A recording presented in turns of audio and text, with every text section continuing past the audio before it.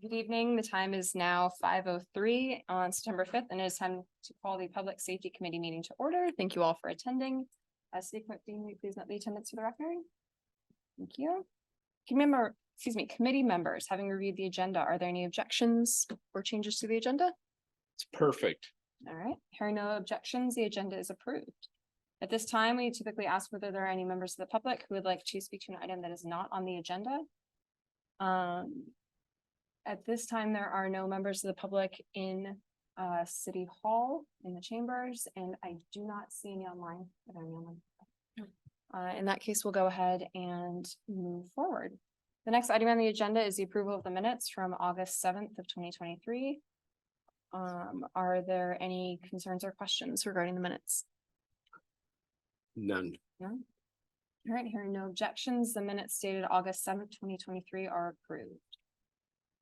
The next item on the agenda is going to be a discussion item. This is a Fire Department 2023 Q2 accreditation report.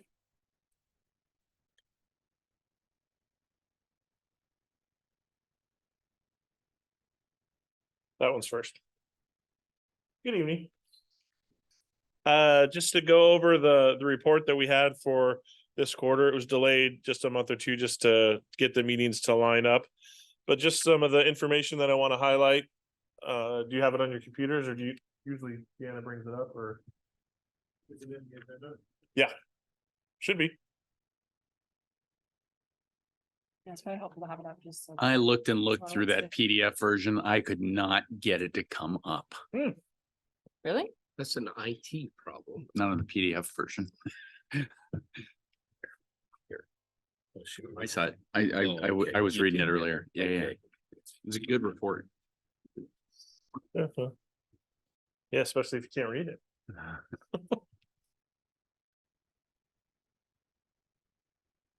There it is. So go ahead and scroll down a couple pages there. It's like two more, one more from that. Keep going. There we go, right there.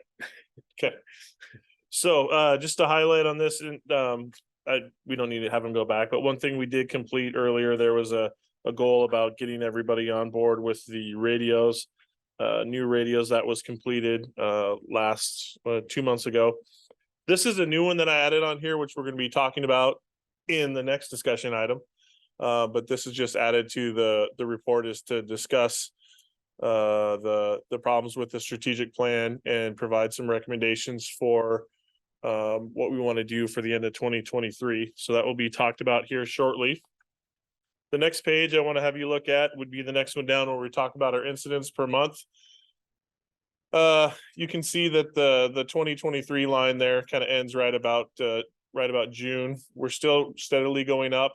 I think we're on, even if you look at like August, the last I heard from the guys is we're about 25 calls ahead of where we were last year. So not going up as fast as it was right after COVID, but still, again, it's not going down anytime soon. We're still going on more calls than we ever had before. And the crews are pretty busy throughout the day. It's pretty rare that we have a day that we don't have at least 4 or 5 calls throughout the 24-hour period. Can we, go ahead. Yes, Bailey, could we go back to the previous page? It was page 5. I think you meant 2023, fourth quarter 2023. we're going to talk about that. Okay. Okay. Yeah. Yeah, you're right. It was supposed to say 2023 there instead of 2024. Yeah, you're right. Can you share? Yes, Councilmember Benson. Would it work best if we ask questions along the way, or let you do the whole thing? I was just highlighting some things. So if you have questions along the way, okay, I'll defer to you, but I think that would be fine. Okay. Do you have a question? I did on the next page. Back to the incidences. Yeah.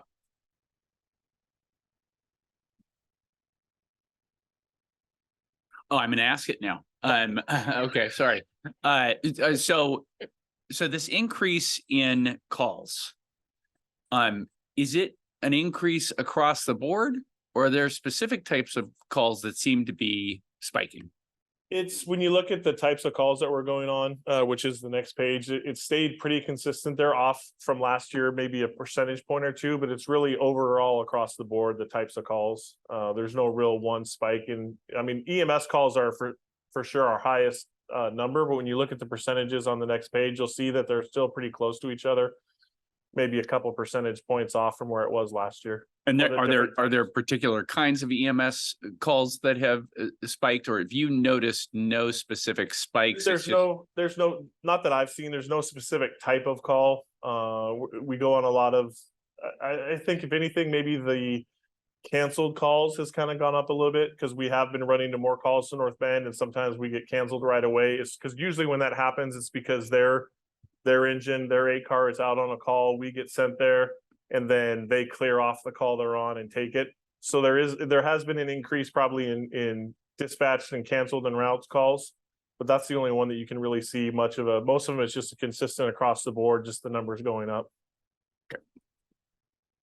So we can go ahead and look at the next page there.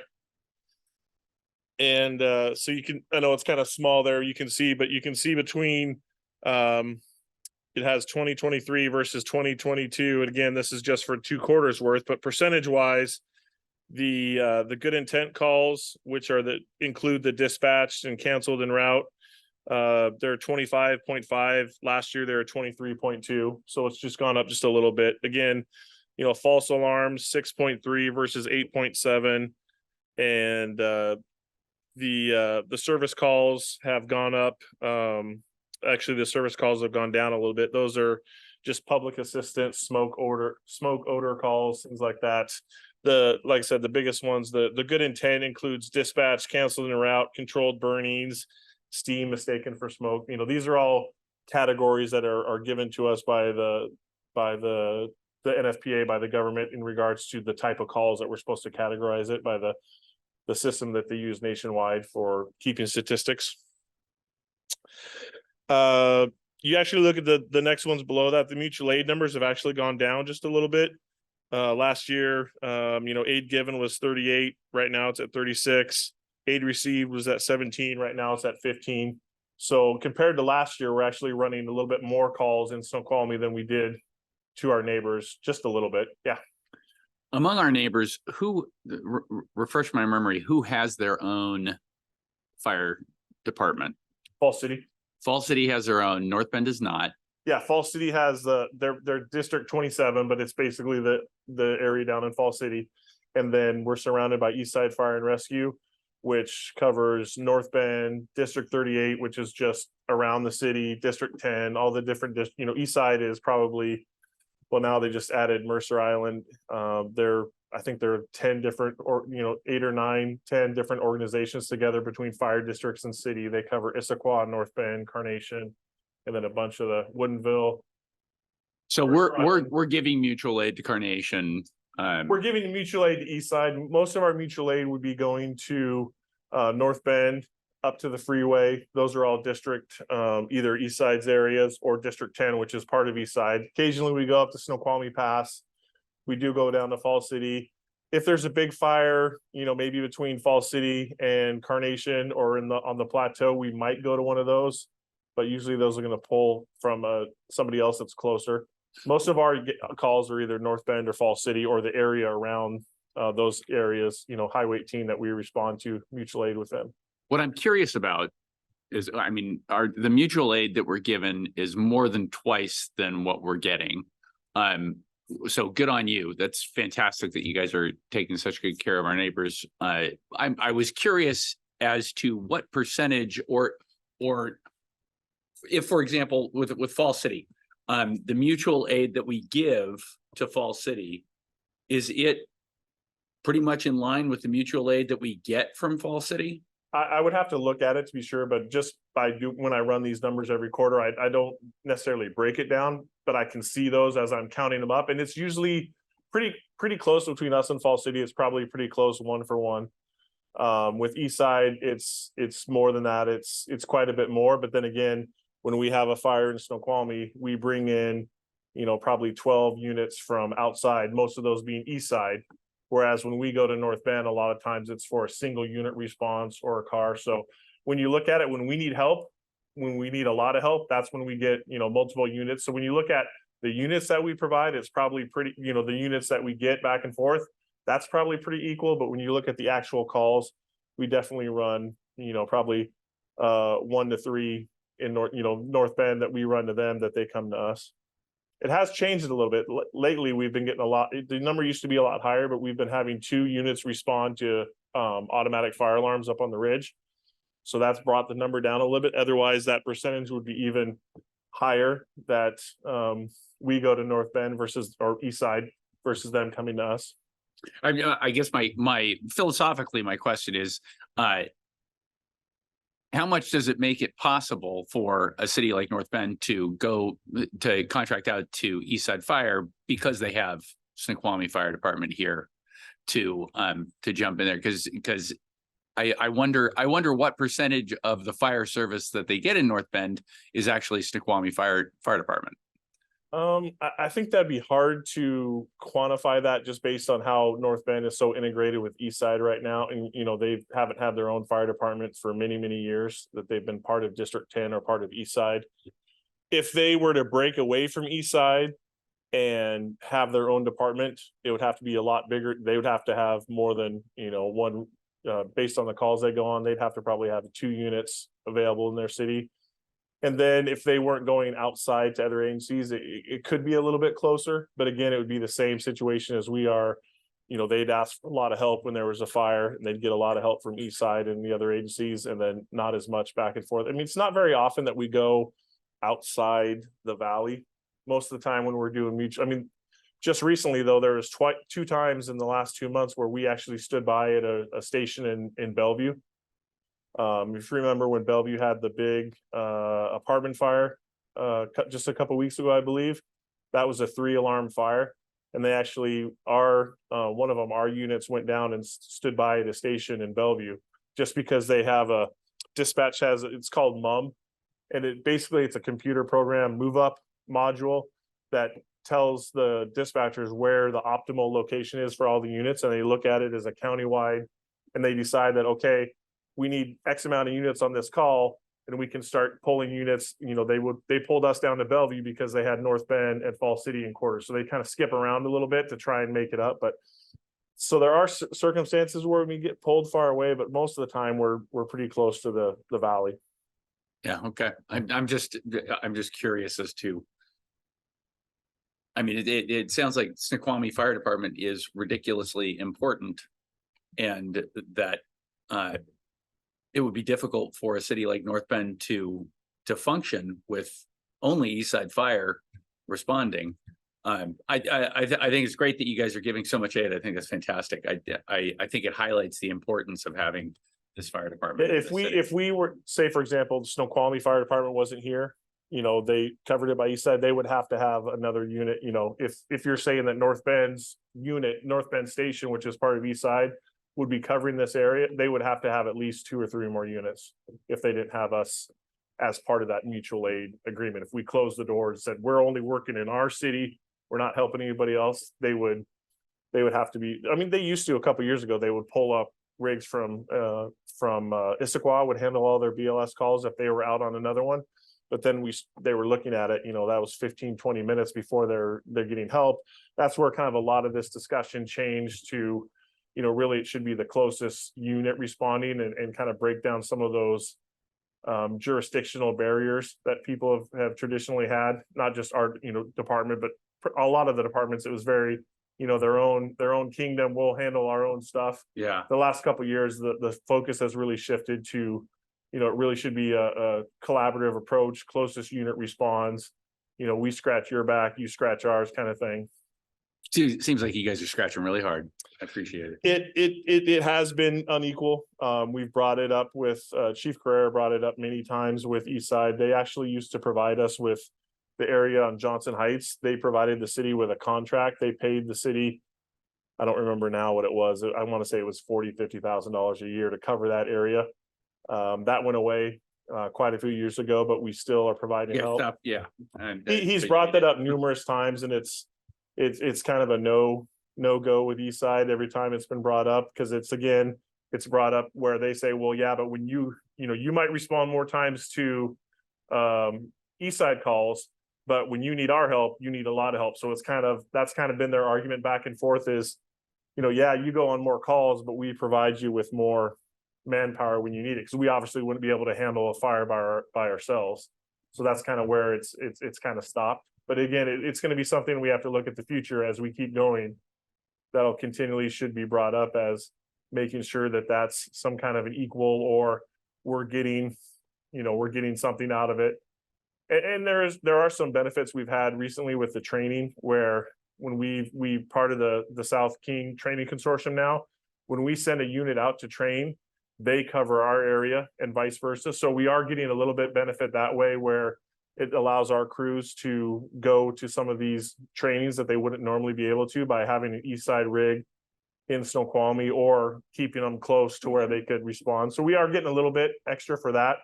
But again, it's still probably pretty, it's definitely favored toward east side is getting more response than we are getting in return.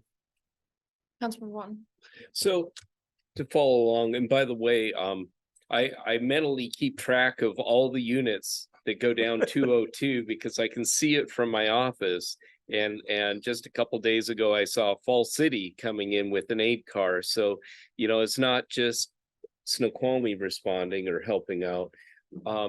But I guess the point into Councilmember Benson's is, when we're looking at mutual aid, that's just responses, but this doesn't necessarily reflect the number of units. No.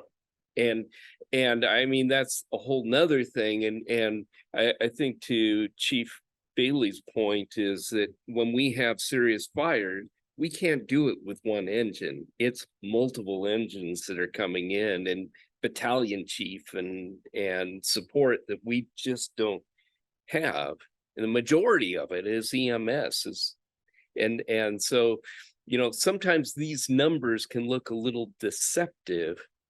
We don't have to have all, the extra staff and the equipment that we need. So, we give and we take. It's definitely it's a give and a take, but there are some inadequacies that eventually, like I said, it's something that Chief Carrera worked on numerous times. It's still something that probably, as we move forward, when we look at plans for the city, discussions with working out, being good partners with our neighbors, those are things that are continually going to keep brought up. Is there a simple answer that next year we're going to be able to get them to give us money to provide service? No, that's not going to happen. But there, like I said, with the training, there are different ways that we've kind of tried to leverage a little bit more piece of the pie, and we'll continue to keep trying to do that. And it'll continually, like I said, it'll keep coming up as we continue to have the discussions with our neighbors as to how to best cover the area. Thank you. The next slide, or the next page, just talks about, or I think it's 2 down. Number 11. Computer might have frozen up on us. I'm there. Oh, you're driving. Oh, It's frozen. oh, it's frozen. Okay. One more down, please. And this just to point out our performance measures and respond. The one I wanted to see is right there. We skipped a page, but I can tell you is the performance measures for turnout times. 90% of the time we respond to calls with under a minute 36 is how quick we get out the door. And you can see when you look at it, that's the lowest, or actually I take that back, 133 is what we had for this quarter. That's the lowest we've had since we started tracking this a year or so ago, 2 years ago. So just wanted to point out the crews are doing a really good job of, that's from when the call is received by dispatch in our station to when the guys are out in the rigs. And you can look it up the chart below. The majority of the calls are out the door within a minute. It's you can see the numbers right in between that minute 30. The next one it talks about is for how quick we can get to the calls. And again, it's pretty much anywhere in the city we can get to within. The furthest area is probably the up I'm trying to think of the neighborhood off the back of Michael? The Heights. Yep, the Heights is the farthest we can get to. That usually takes us about 7 minutes. But when you look at it, 90% of the time, we're getting to calls within 10:32, but that also includes a lot of times we're having to go outside the city. So most of our calls, you look at the numbers, 203, 138, most of them were there within under 6 minutes.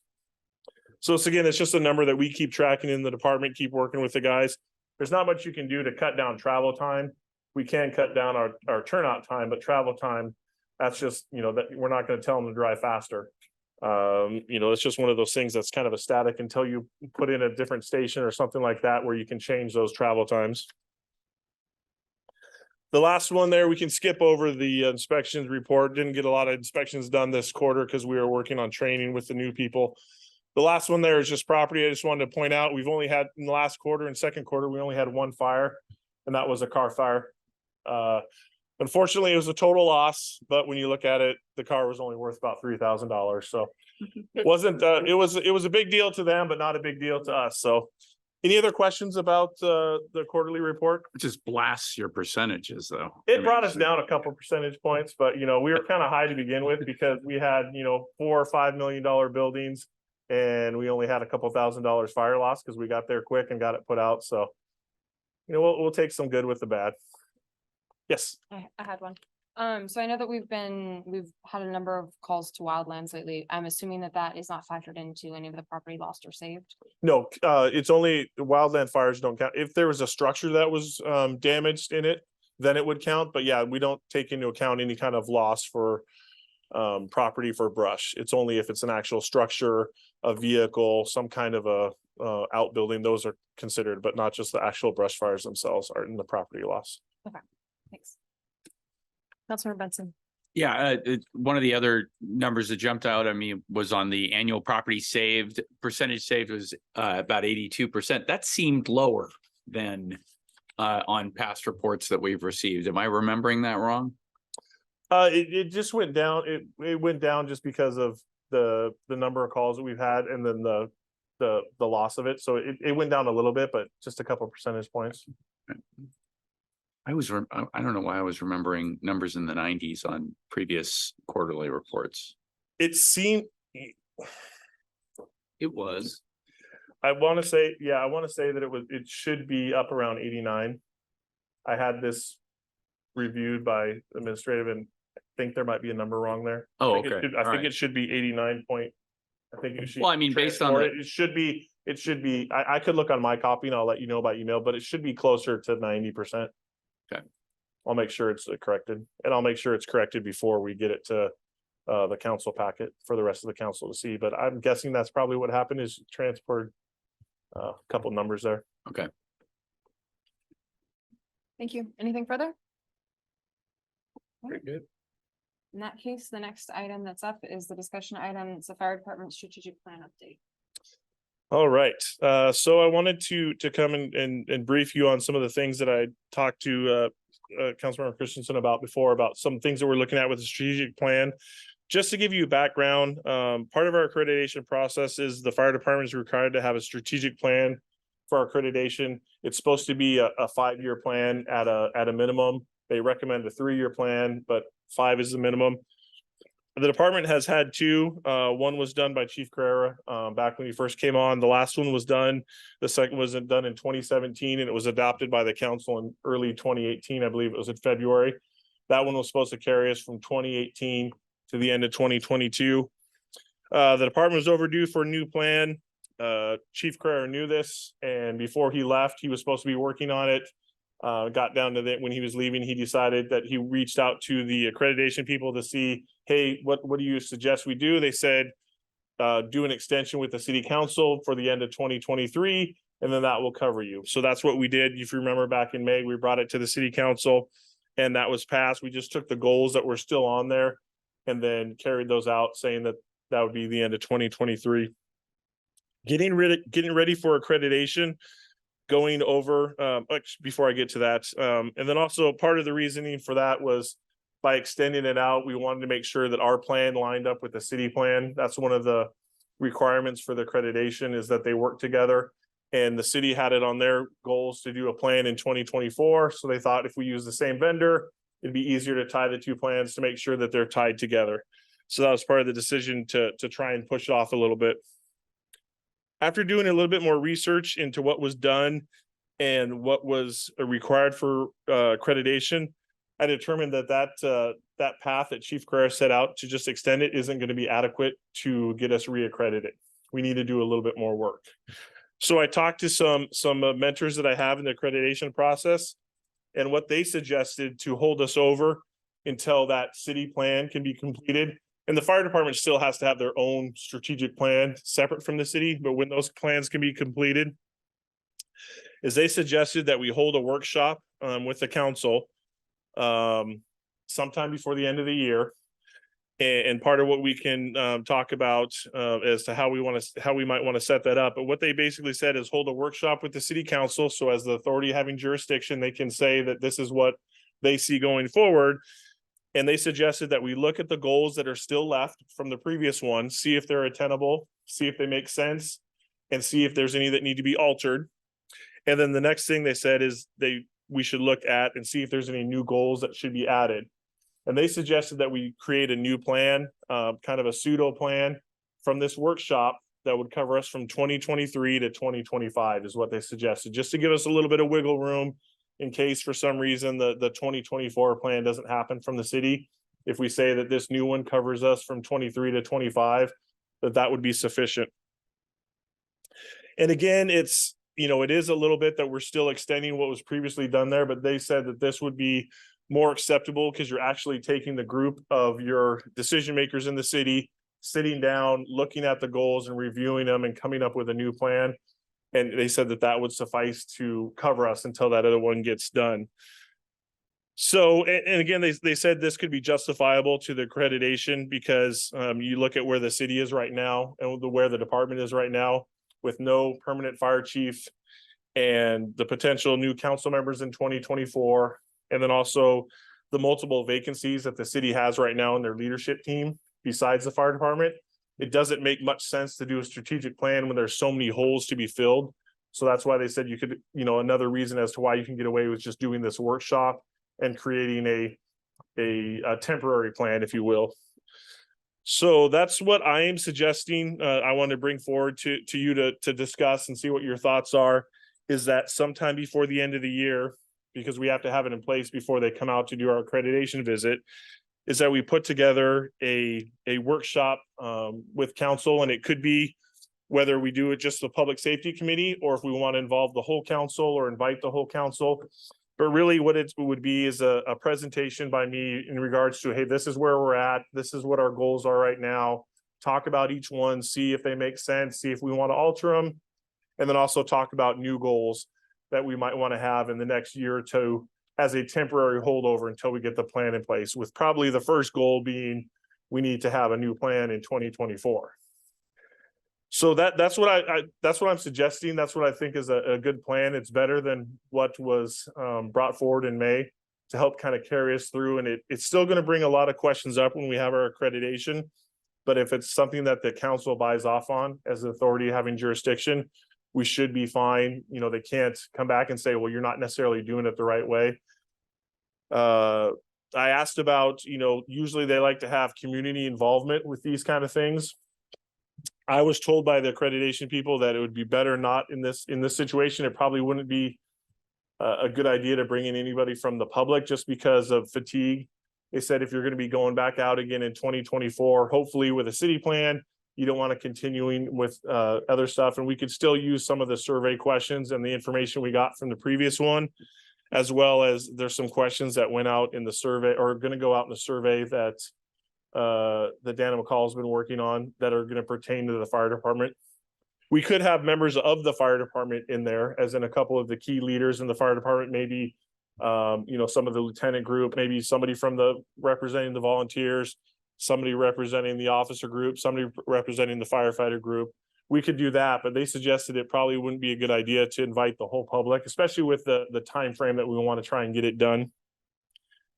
So that's kind of what I want to get done before the end of the year. So I guess there's any questions about the process or how we got to this point.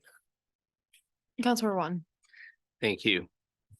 As I said before, I had the privilege of being part of the community effort in 2017. So it gave me a little bit of insight. But for me, my number one concern is risk mitigation, that there's probably 3 to 5 things that you as chief see are risks. It could be making sure that we have adequate staffing. That's probably number one. The other one is just the risks have changed in the environment of seeing some of the house fires that have occurred and some of the causes of that you have insight on. Third one would probably be like mutual aid and you know what our position is on that. But I think having like 3 to 5 issues that you think that we need to address from a risk standpoint, that would be top of mind for me. Kind of going through going this into an process. agenda, and these are the things that we want to, these are Yeah. ones that we're gonna want to discuss the old objectives. And then also these are some topics that we might want to discuss and see if there's any new ones that come out of these topics. Right. And I think part of it too is your perspective on, you know, what will it take for the city to retain good firefighters, EMTs? Because that's a risk that we're faced with, that we probably didn't have the same level of concern back in 2017. No, back in 2017, things were a lot happier. A little bit, it was a different time economy wise. And then, you know, we all know what's happened since COVID. And I think if you ask some of those questions now, that you get very different answers in regards to satisfaction of the employees, of things like that. But again, you know, like I said, is this the ideal way to do it? No. But this is kind of where we're at in regards to trying to keep things moving along. And I think it will be a good way to bring in some of those things in the meantime, just like you talked about, that we know are going to be issues in the fire department that that we might want to start talking about now, that probably can't wait for another year or two for the city to finish their next strategic plan or their next budget. You know, these are things that maybe we need to start talking about now so that we're set for when we do start having those discussions in another year or so about the next budget, that we'll already have some direction as to which way we might want to go or things that we want to work on. Yes. Thank you. Councilor Benson, anything to add? No, this is, thank you. My recommendation had been to bring it forward to council so that they could at least weigh in on it to the extent that they want to have future conversations down here or with the entire council. That's kind of how I envisioned it going forward. My guess is Just that, to get weigh in, oh, sorry. buy-in. Yes, My guess is that if we open up to the council the option that public safety could take the reins on this, we're not going to get a whole lot of pushback. that's my assumption as well, but I'd rather have the question asked at the outset rather than trying to spring something on or trying to get it through public safety and then onto council as well. I don't want to run out of time on anything as we're looking towards the end of the year. So, okay. All right, I'll keep working with staff to figure out a best time to maybe bring that forward. I don't know if it'll be at the next council meeting or maybe one after that, just to do the same thing, kind of bring the discussion forward to say, this is what we're looking at. And this is our plan for, I'm thinking it's probably gonna have to be sometime in November, maybe early November.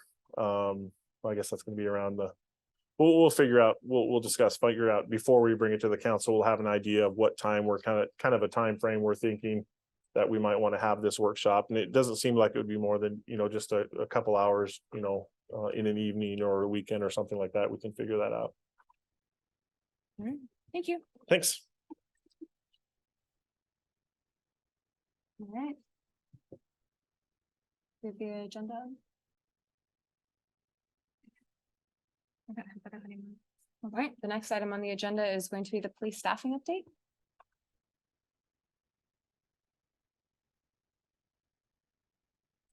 Evening, council members.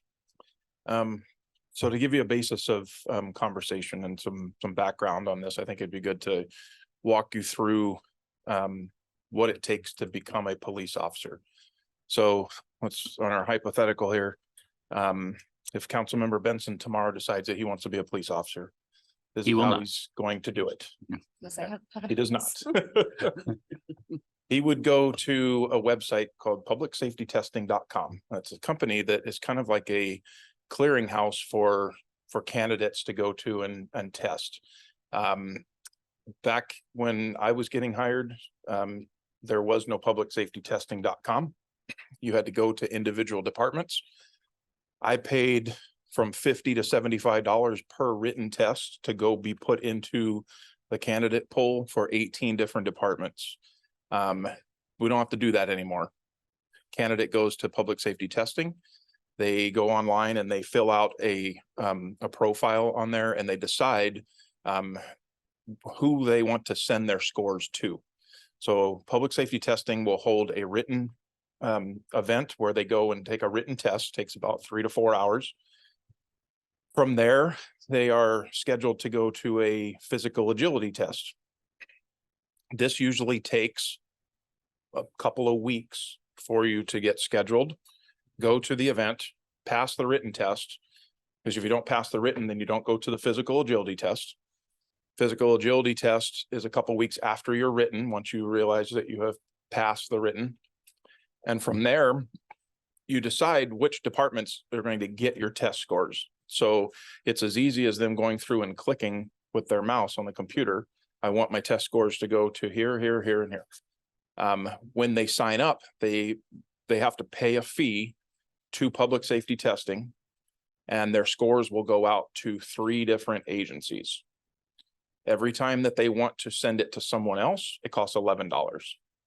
So the more you click, the more you pay. And then we are able to go on to public safety testing and look who has clicked on Snoqualmie Police Department. And now I have a list of people that have passed the written and the physical agility test. So if he's lucky enough to pass the written and the physical agility test, then he ends up on my screen, and I contact human resources and I say, I would like to schedule a oral board test.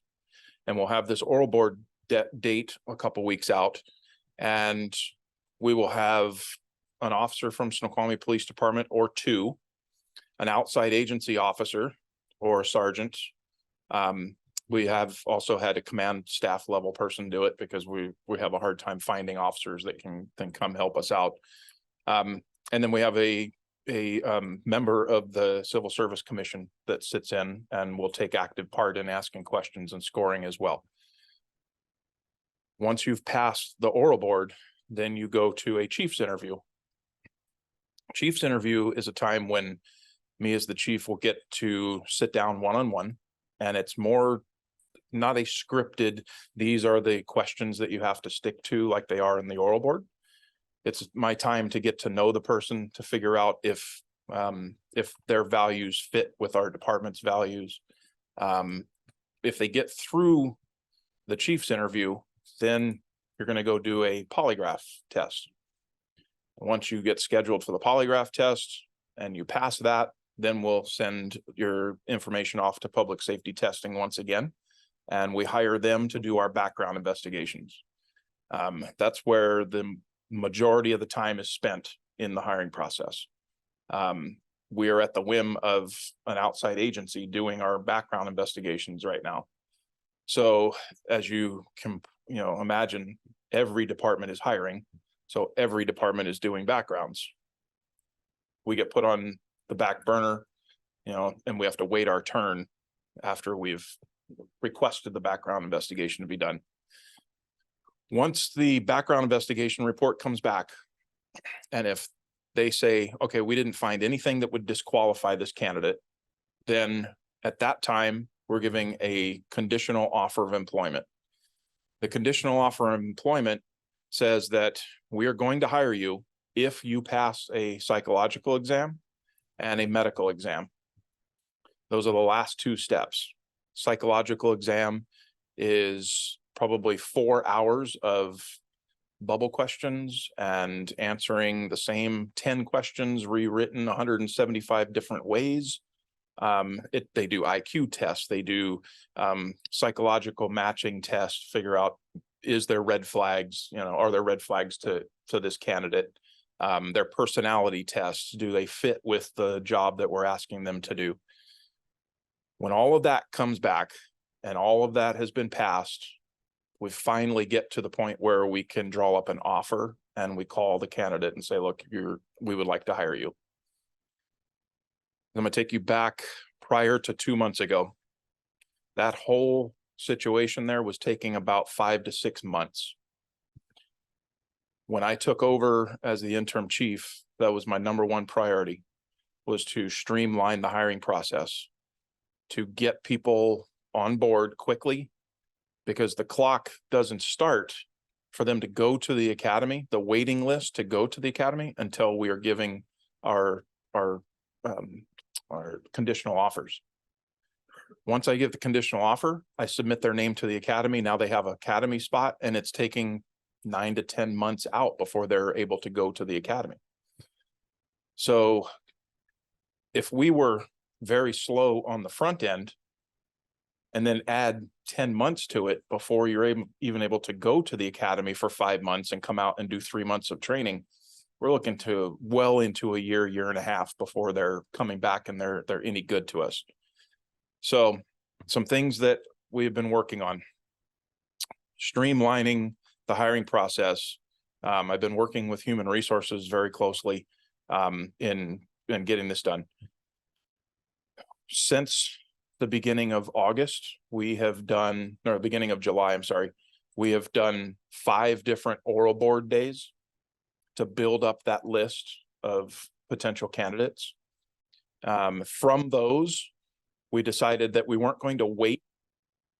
Once you pass, then it usually you had to wait before they came back to do a chief's interview. I've made myself available during those hiring dates, those oral board dates. And as soon as they pass, they're brought into my office and we'll knock out the chief's interview the same day, right then and there. From there, we're sending them directly to a polygraph. And because that's one of the big hangups for candidates is the polygraph. If you can get past the polygraph, you're looking pretty good to pass a background. We'll send you to the polygraph. At the same time, I'm putting a request in to start the clock on getting a background started. And that has cut time, you know, on the front end of this. As soon as they're calling us to say, okay, he looks good or she looks good as a candidate, I'll have the background done in a week to 2 weeks to write the report, but I'm not seeing any reasons why not to move forward. Then I call for the psychologist to get on the books and say, we need this person tested. All of this has been sped up, like I said, from 5 to 6 months. It took me 6 months to get hired here. What we were seeing was we were losing people to other departments because remember I told you they're clicking. And if they're sending their scores out to 17 different departments, they're not going to sit around and wait for the Snoqualmie Police Department. They're going to take what they can get. So one of the things we did was we weren't seeing a lot of people clicking the Snoqualmie Police Department. So we were able to see this Saturday in Everett, there's a public safety testing event, and there's going to be 50 candidates coming to take this written test. Only 3 of them have clicked on the Snoqualmie Police Department to send their scores. I have sent an officer who I deemed our recruiting officer, Officer Chase Smith, and Melinda Black, who is our record specialist, to go to the event, and they meet the candidates for about 15 to 20 minutes prior to the start of the test, and they sell our agency. They recruit these guys and gals and say, like, this is what we have to offer. You might not have thought about this, but we think it's a good place. If you decide that you want your test scores to go to the Snoqualmie Police Department, sign up and write your name on this piece of paper. And then we take the paper to public safety testing proctors there and say, we would like their scores, and we will pay the $11 to do that. We were getting 2 or 3 at a test. Now we're getting 20 to 25 that have decided they want to come test. And that when they get to my office and I say, why did you pick the Snoqualmie Police Department? Well, because I got to talk to somebody in a uniform and I got to ask questions on the spot. And this seems like a place that I want to come work for. So that was a huge thing to get the pool of candidates a little bit deeper than we were finding. Another thing that we've done is to stay in contact with the recruits. Chase Smith has been assigned as the recruiting officer, and part of his duties is now to stay in contact with them throughout the entire time. Once a week, he's text messaging, he's calling. Hey, we still on? Where are you on your background? How are you feeling about this? Do you have any questions? Would you like to come on a ride along? We kind of keep us at the forefront, and that has been huge. When one of these guys sat in my office and said that he was leaving to go back to upstate New York because his father was just diagnosed with stage 4 cancer, I knew when he was going to be in New York, and I had his phone number. I called him, and it wasn't to talk shop. It wasn't to, hey, are you still interested? It was, how's your dad doing? And from that, he has said, I will not go work anywhere else. He wants to come work for us. So little things like that have added up in the end, to the point where we just hired our first candidate since I've been the interim chief after 32 days. From the time that he came in and did his first interview to the time that he signed last Friday, 32 days. So we are sitting right now at 3 vacancies. I have 1 in the academy. I have the gentleman that we just spoke about that will go to the academy sometime when his name is called. And then I'm hoping by Monday or Tuesday to be able to extend a second offer to a different person that I really like. So I've got 6 in backgrounds right now. I send more than I need to the backgrounds because they're, in all actuality, there's probably 2 or 3 that won't make it through. It is a gauntlet of stuff that you have to go through from start to finish to become a police officer. But I just want to give you the update on what we've done to try to streamline that, try to stay engaged. When I first got hired, if somebody told me that I was supposed to text message my questions or set appointments by text message and not phone calls, I would have laughed at them. But the people that we're seeing now, they love text messages. So we are adapting the way that we think, and we're sending text messages. So our human resource lady was like, hey, I think we really need to send text messages. I'm like, knock yourself out, let's do it. So it's just becoming a lot more user friendly.